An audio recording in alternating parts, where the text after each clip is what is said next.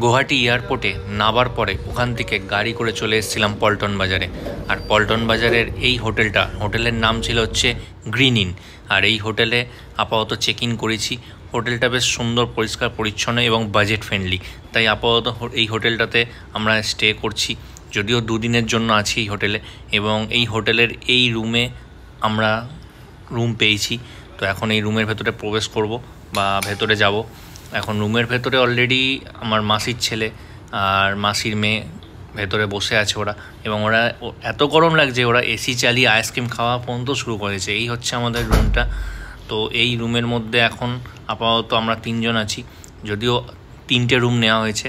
তো রুমটা বেশ ভালো, পরিষ্কার গোছানো, এবং এখানে টিভিও আছে, লোকাল নেটওয়ার্ক বা কেবিল বা যা কিছু আছে এখানে সেই ব্যবস্থাও করা আছে। এবং এই দিকটা হচ্ছে ওয়াশরুম।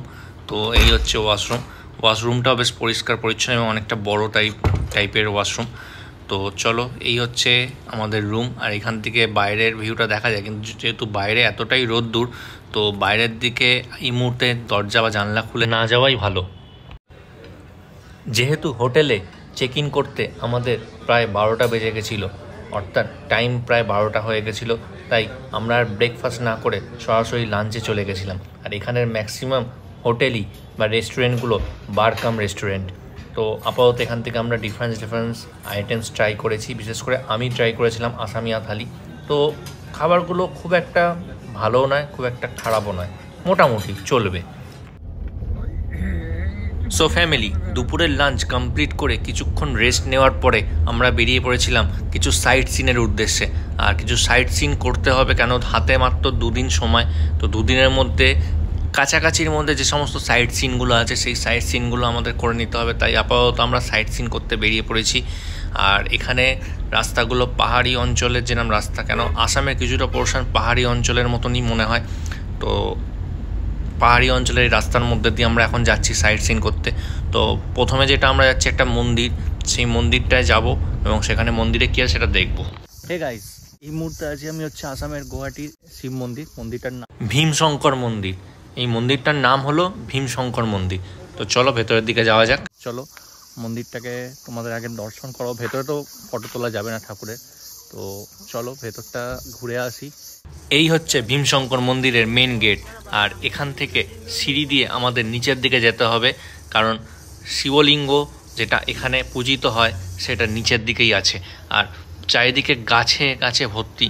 আর এই গাছের মাঝখান দিয়ে নিচের দিকে সিঁড়ি দিয়ে যাওয়ার মজাটাই একটা আলাদা। তার কারণ একটা অন্যরকম একটা এনভায়রনমেন্ট। এই এনভায়রনমেন্টটা মানে সত্যি মন না ঠান্ডা হয়ে যাচ্ছে। তার কারণ এত চারিদিকে গাছ আর পাখির আওয়াজ যে চারিদিকে ভরিয়ে তুলেছে একেবারে।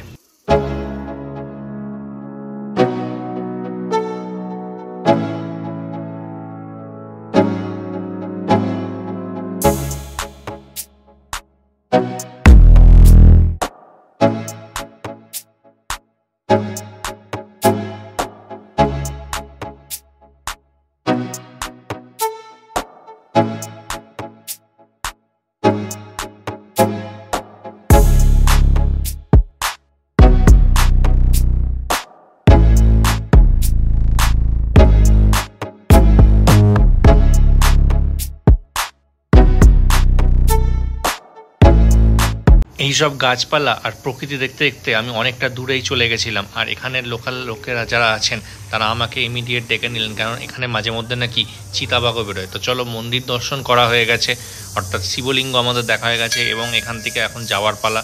তো আমরা উপরের দিকে এগিয়ে যাচ্ছি, এবং উপরে এখান থেকে আবার অন্য বা নেক্সট যে আমাদের সাইট সিন বা ডেস্টিনেশন সেখানে আমরা এখন যাব। ঘুরতে ঘুরতে খিদে পেয়ে গেছিলো, আর তাই আসামের এক বিশাল বড় লেকের সামনে দাঁড়িয়ে একটু পাইনঅ্যাপেল খেয়ে নিলাম, কারণ বিকেলের টাইম ফল খেলে কোনো অসুবিধা নেই, তাই একটু পাইনঅ্যাপেল খেলাম।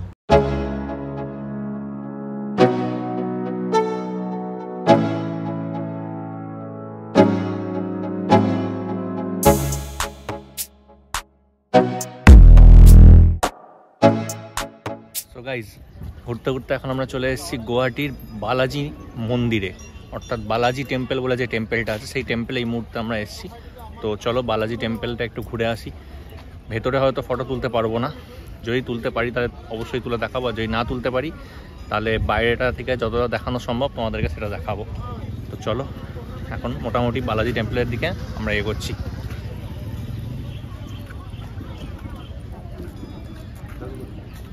এই হচ্ছে বালাজি টেম্পল, দূরের যে অংশটা দেখতে পাচ্ছ এটাই হচ্ছে বালাজি টেম্পল। এই বালাজি টেম্পলটা হচ্ছে আসামের একটা অন্যতম ভ্রমণ কেন্দ্র, অর্থাৎ ঘোরার মতন জায়গা। যেমন আমাদের ওখানে কলকাতায় আছে প্রিন্সেপ ঘাট, তেমনি ঠিক হচ্ছে এই বালাজি টেম্পল। তার কারণ প্রিন্সেপ ঘাটে বিকেল থেকে যে ভিড়টা দেখতে পাওয়া যায় সেই সেম ভিড়টাই দেখতে পাচ্ছি এই বালাজি টেম্পলের চত্বরে।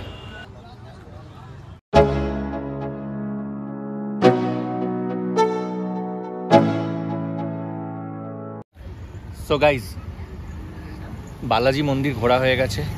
আর এখানে মোটামুটি আমাদের যিনি ড্রাইভার আছেন, মানে গাড়ি যার আছে, উনি বললেন যে মোটামুটি সব রকম জায়গা অলরেডি এখানে 4:30 থেকে 5টার মধ্যে বন্ধ হয়ে যায়। মানে 4টে ম্যাক্সিমাম বন্ধ, কিছু কিছু জায়গা 5টার মধ্যে বন্ধ হয়ে যায়। তো এখন অলরেডি ঘড়িতে 5টা পার হয়ে গেছে। তো এখন আর আজকে কিছু দেখার নেই, তো এখন হোটেলের দিকে যাব। তো চলো হোটেলের দিকে রিটার্ন করা যাক এবং হোটেলের দিকে গিয়ে ফিরে দেখি যে আপাতত হোটেলে কিভাবে আজকের সন্ধ্যাটা কাটানো যায়। তো চলো হোটেলের দিকে যাওয়া যাক। এই হচ্ছে আমাদের হোটেলটা। দিনের বেলায় রোদ্দুর থাকার জন্য এবং যেহেতু দিনের বেলায় অনেক বেলায় আমরা এখানে চেক ইন করেছি, তাই বাইরেটা তোমাদের দেখানো হয়নি। আর এই হচ্ছে এন্ট্রান্স, আর এই হচ্ছে আমাদের রুমের ব্যালকনি, যেটা দিনের বেলায় অনেক রোদ্দুর থাকার জন্য সেইভাবে তোমাদেরকে ওপেন করে দেখাতে পারিনি। বাট রাতের বেলা এখানে দাঁড়ালে বেশ ভালোই লাগছে, ওপর থেকে রাস্তাটা দেখা যাচ্ছে এবং সকালের থেকে বিকেলের ওয়েদার সম্পূর্ণ আলাদা। সো গাইজ, অনেকক্ষণ ঘোরাঘুরি করার পরে গুয়াহাটির প্রথম দিন আজকে এখানেই এন্ড করছি। হোটেলে চলে এসেছি, ডিনারও হয়ে গেছে। আর ডিনার কমপ্লিট করে এখন প্রচণ্ড ঘুম পাচ্ছে, কেন সকাল থেকে অনেক ঘোরাঘুরি হয়েছে, পায়েরও খুব ব্যথা করছে। তো চলো আজকের এই ভিডিওটা এখানেই আমি এন্ড করছি। আজকের ভিডিওটা যদি তোমাদের ভালো লেগে থাকে তাহলে লাইক, কমেন্ট, শেয়ার, আর চ্যানেল নতুন হয়ে থাকলে সাবস্ক্রাইব করে নিয়ে বেল আইকনটা প্রেস করে আমার পাশে থাকবে।